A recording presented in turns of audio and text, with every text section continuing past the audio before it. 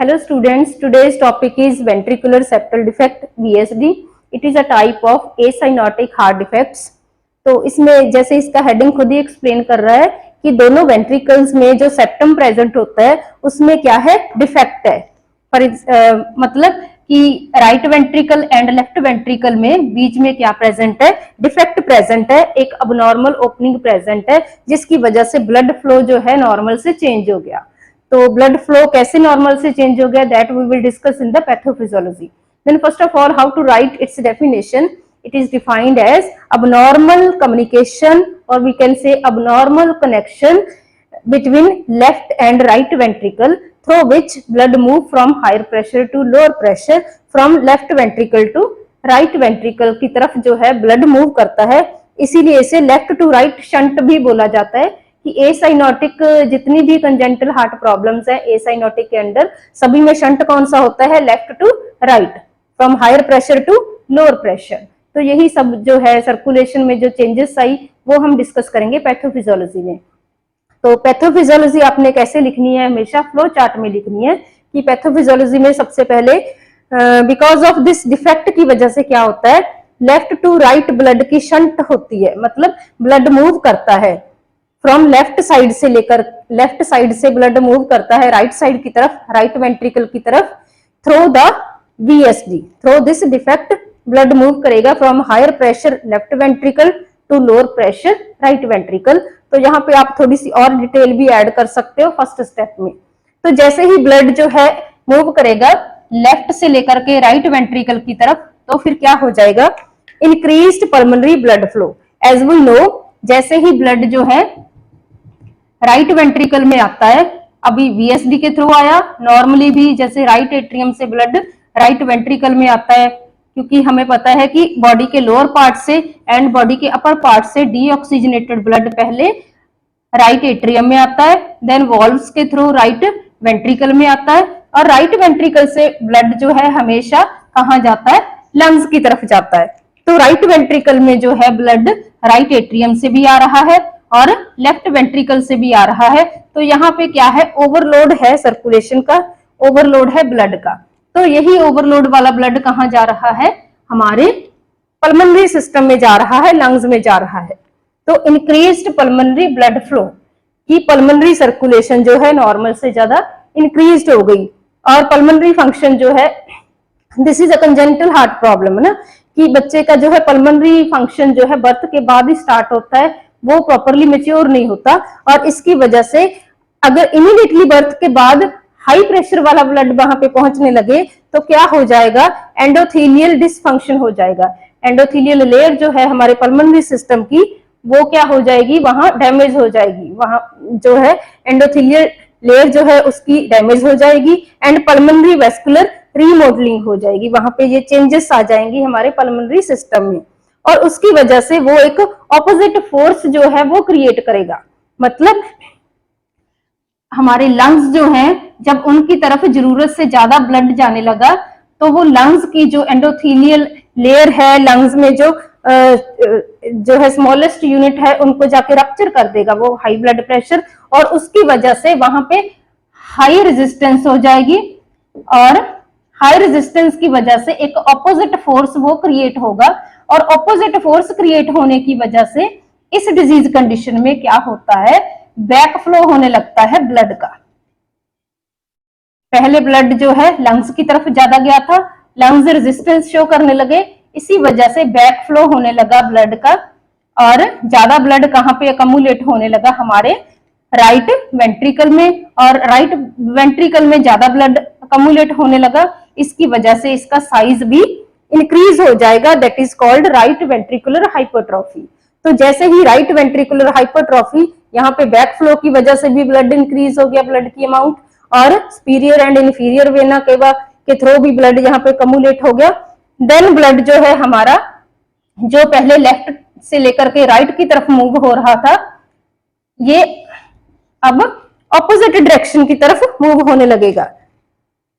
जैसे ही इंक्रीज हो जाएगी पल्मोनरी वेस्कुलर रेजिस्टेंस, ये जो शंट पहले लेफ्ट से लेकर राइट की तरफ थी, ये जो शंट ये चेंज हो जाएगी, राइट से लेकर के लेफ्ट की तरफ शंट जो है जाने लगेगी। मतलब यहाँ पे हमें पता है इधर वाली साइड क्या होता है, डीऑक्सीजनेटेड ब्लड होता है, तो डीऑक्सीजनेटेड ब्लड जो है मूव करने लगेगा, और इधर वाली साइड कौन सा होता है, ऑक्सीजनेटेड ब्लड जो नॉर्मली लेफ्ट वाली साइड पे ऑक्सीजनेटेड ब्लड प्रेजेंट होता है, और राइट वाली साइड पे डीऑक्सीजनेटेड ब्लड प्रेजेंट होता है। तो यहाँ वाला ब्लड जो डीऑक्सीजनेटेड ब्लड है, it will get mixed with the oxygenated blood. इधर वाला जो प्यूरिफाइड ब्लड नहीं है वो किधर मिक्स होने लगेगा, प्यूरिफाइड ब्लड जो लेफ्ट की तरफ प्रेजेंट है उसमें मिक्स होने लगेगा, और यहां से ब्लड जो है हमें पता है आयोटा के थ्रू सारी बॉडी की तरफ जाता है, इसीलिए वो मिक्स्ड ब्लड जो है जिसमें ऑक्सीजन की कमी है, क्योंकि अभी प्रॉपर ऑक्सीजनेटेड ब्लड जो है बॉडी को नहीं सप्लाई हो रहा, राइट टू लेफ्ट शंट होने लगी उसकी वजह से, और वही प्रॉपर ऑक्सीजन वाला ब्लड अगर हमारे सेल टिश्यू तक पहुंचेगा तो सेल टिश्यू में ऑक्सीजन की कमी हो जाएगी, और जिसकी वजह से हमारा बेबी जो है वो साइनोसिस शो करेगा when there is right to left shunt, there will be accumulation of mixed blood here which contain less oxygen, and less oxygenated blood जो है then supply to all body organs, that will result into cyanosis, and that problem is called Sen-Menzel syndrome। उस problem को बोलते हैं हम जो सिर्फ VSD में प्रेजेंट होती है। ये जो रिवर्स हो गया रेजिस्टेंस की वजह से, ब्लड फ्लो लंग्स से दोबारा हमारे हार्ट में आ गया रिवर्स प्रेशर की वजह से, तो शंट चेंज हो गई, राइट से लेकर के लेफ्ट वाली बन गई, तो इस प्रॉब्लम में साइनोसिस प्रेजेंट हो जाएगा।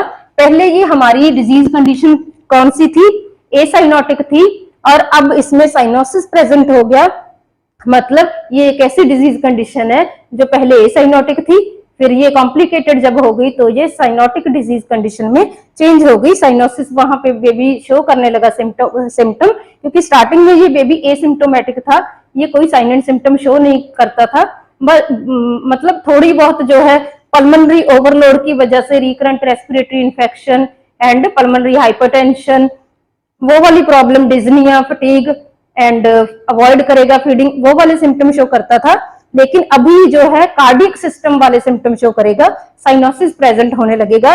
जैसे ही राइट वाला ब्लड लेफ्ट की तरफ जाने लगा और लेस ऑक्सीजन वाला ब्लड सारी बॉडी में जाने लगा, वैसे ही बेबी जो है हमारा सिम्टम शो करने लगेगा, सिम्टोमेटिक हो जाएगा, and that complicated problem is called Eisenmenger syndrome. इसमें क्या प्रेजेंट होता है, बेबी में सिम्टम शो होने लगा, साइनोसिस बेबी में प्रेजेंट होने लगा। So this is about the pathophysiology, और we can say what physiological changes occur due to VSD. तो ये है, और यही सब कुछ आपने क्लिनिकल मैनिफेस्टेशंस में लिखना है कि अगर वीएसडी का साइज जो है छोटा है तो बेबी एसिम्टोमेटिक होगा, कोई सिम्टम वगैरह शो नहीं करेगा, और जैसे ही इसका साइज इंक्रीज हो गया तो बेबी हमारा जो है साइन एंड सिम्टम शो करने लगेगा। अगर साइज थोड़ा सा मॉडरेटली इंक्रीज हुआ है तो बेबी डिज्निया, वही रेस्पिरेटरी डिसफंक्शन वाली प्रॉब्लम शो करेगा, recurrent respiratory infection, fatigue, डिज्निया, right ventricular hypertrophy, pulmonary hypertension, वो वाले साइन एंड सिम्टम शो करेगा।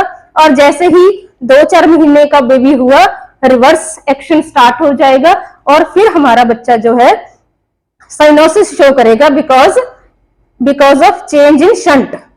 पहले जो शंट लेफ्ट से राइट थी, फिर वो शंट जो है राइट से लेफ्ट हो गई, एंड लेस ऑक्सीजन वाला ब्लड जैसे ही बॉडी ऑर्गन्स को मिलने लगेगा, ये बेबी जो है साइनोसिस शो करने लगेगा in case of large VSD. So this is about clinical manifestations. Then what about the diagnostic evaluation. Diagnostic test में इस बच्चे का हम फिजिकल एग्जामिनेशन करेंगे, और फिजिकल एग्जामिनेशन में देखेंगे bluish discoloration of the skin is present और नॉट, एंड वहां पे हम अस्कल्टेशन भी कर सकते हैं, स्टेथोस्कोप जो है चेस्ट पे लगा के देख सकते हैं, मरमर हार्ट साउंड सुनाई देगी, एंड ईसीजी करवा के देख सकते हैं, लेकिन ईसीजी में ज्यादा वेरिएशन शो नहीं होगी।